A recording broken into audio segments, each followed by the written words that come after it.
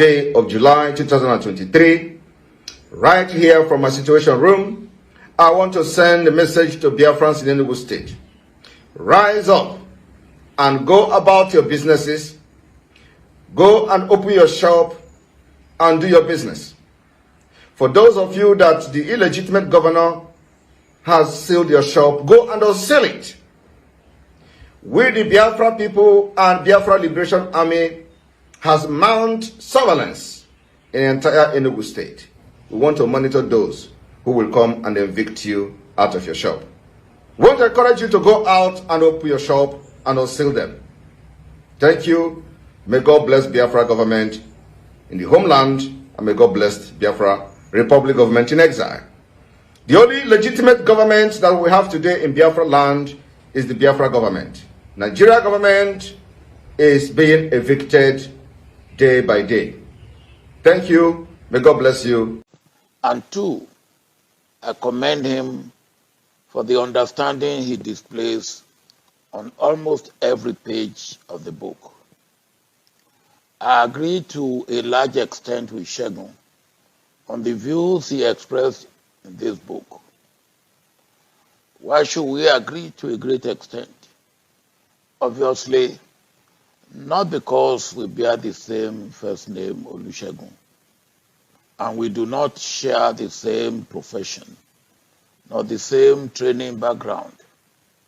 He went for soft training, and I went for hard one, shoot to kill. But whether we have soft or hard training background, if we are development persons, our views in some essential areas must coincide or be in tandem. In a way, I must also, to some extent, accept responsibility for this book, because as Segun points out in the book, it comes partly out of his experience and exposure in government under President Goodluck Jonathan.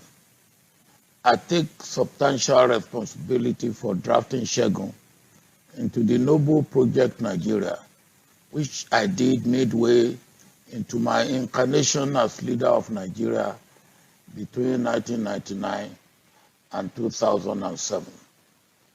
I first met Segun while he was the managing director of Goldman Sachs in London, a very important position in the financial world. He was part of the bank's delegation that visited me in Abuja between 2004 and 2005 or thereabout. Both of us connected quite naturally when he was introduced as Segun. But more importantly, because I was highly impressed with his contributions during our discussions, I challenged Segun, who was a diasporan, to get more involved from his base in London in our nation-building efforts here in Nigeria. I am pleased to indicate that my call considerably inspired Segun to establish the Nigeria Leadership Initiative, NLI, that was registered in the United Kingdom in 2006. NLI's mission is to create a growing global network of credible, accomplished, community-inspired Nigerian leaders committed to taking responsibility for driving positive change in Nigeria and Nigerian communities. Because of its lofty objectives, NLI attracted the support of many global and international organizations, including the World Bank, which mandated NLI to replicate the initiative in Rwanda. Our administration also invited NLI to conduct a program for members of the government in April 2006. This background explains why in 2010, I gently hinted the then President Jonathan of the need for him to appoint Segun as his financial minister. Not only was Segun appointed Minister of Finance, he was also appointed chairman of economic management team. Segun was later appointed the pioneer Minister of Industry, Trade and Investment, MITI.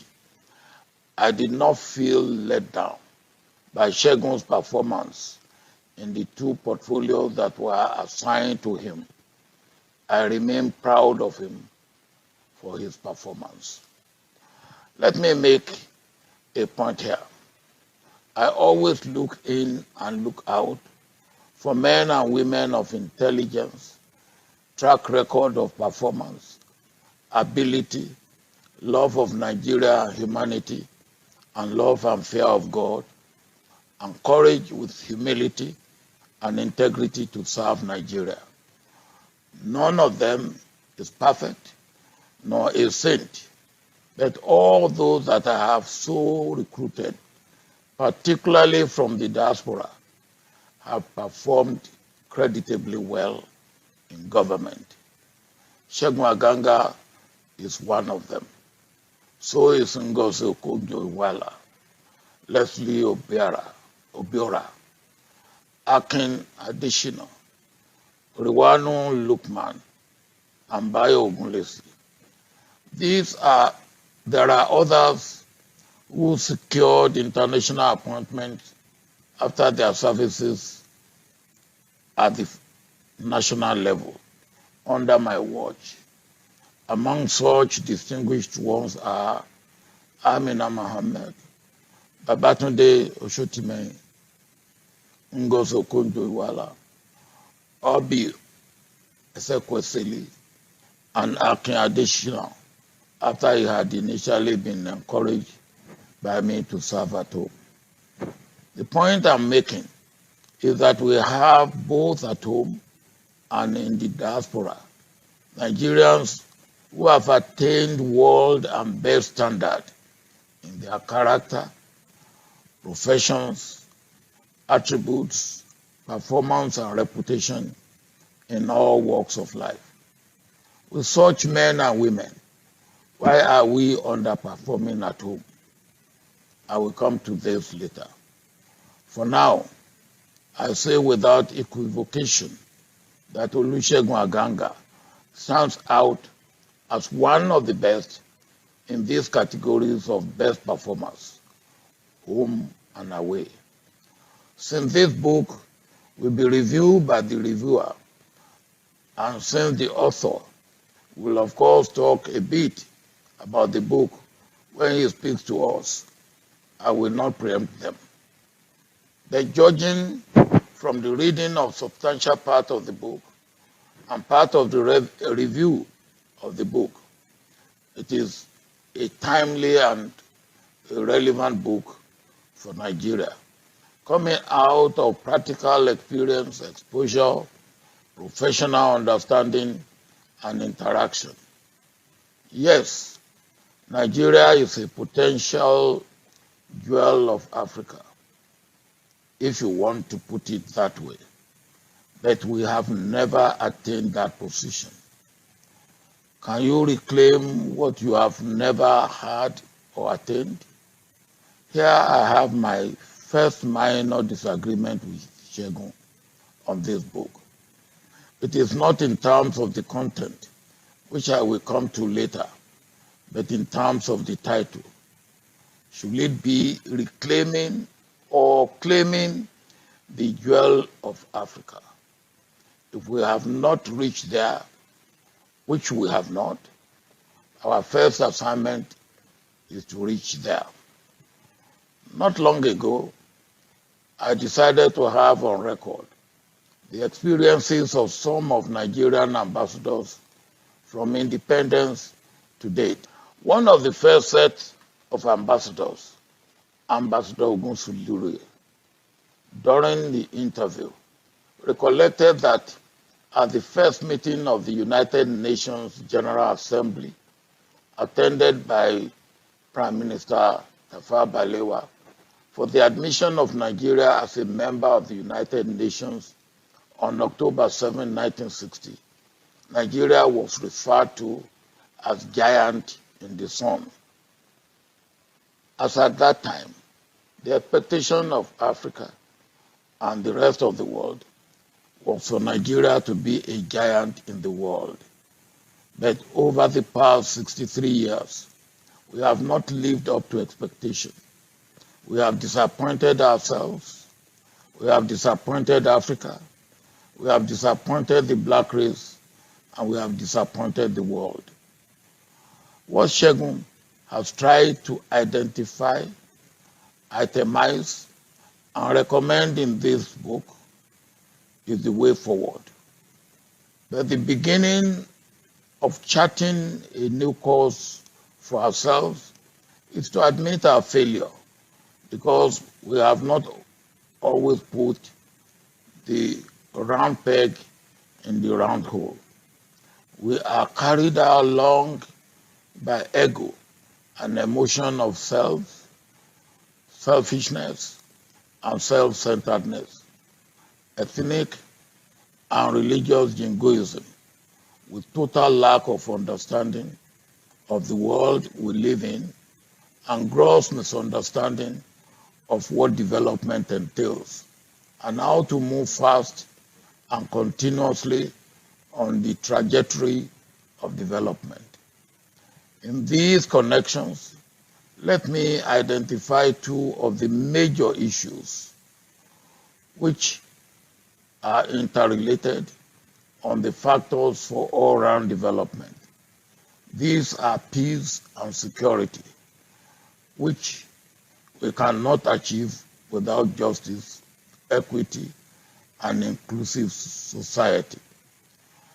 And telling ourselves the truth, we have not done well on this course in the recent past, in the last decade and a half. I will also point at the issue of education, where over 20 million children that should be in school are not in school. We do not need an oracle to tell us the consequences of that for tomorrow. The skill acquisition, empowerment, and employment of youth will seem to be ignored or not to be appreciated.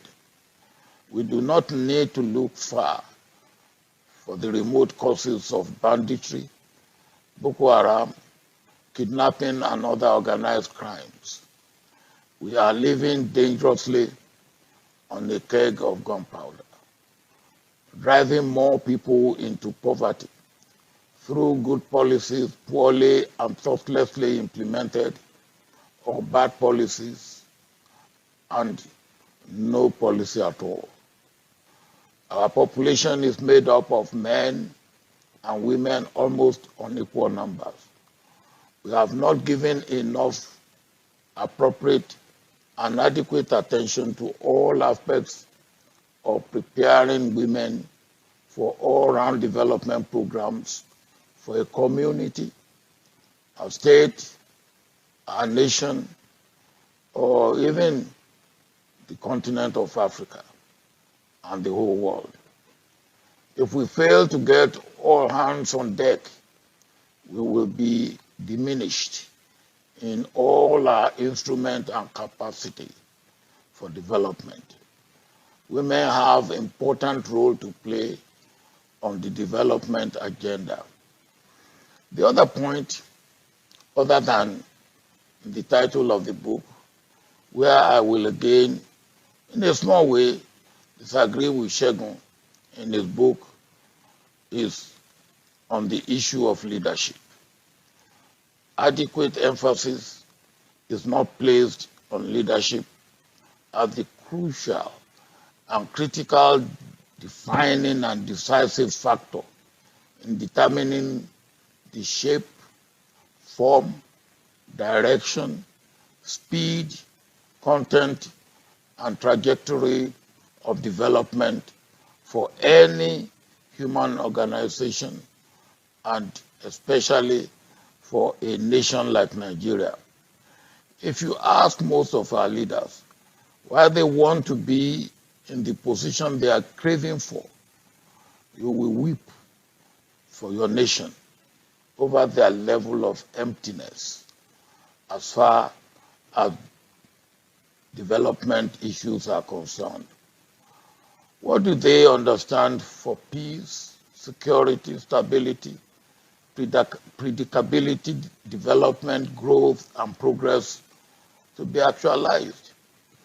I believe that peace, security, democracy, and prosperity must be taken together. Any leader that fails to understand any of these and fails to bring them together to deliver good governance for the welfare and well-being of the people, all the people, cannot contribute anything significant for claiming Nigeria as a jewel of Africa, let alone the jewel of Africa, and definitely will be far from contributing to Nigeria being the giant in the sun. In addition, or complementary to the issue of leadership, is that of consistency and continuity of policies. We are never short of policies. And when you look into the archive, we have policies since independence that are still substantially relevant today. Policy is not much of our problem. Its implementation and sustainability are the problems. With almost every new administration in Nigeria, you will hear for the first time ever as if Nigeria is just created by them. There's no humility and understanding to know what have existed, how they have worked or not worked, what lessons to learn.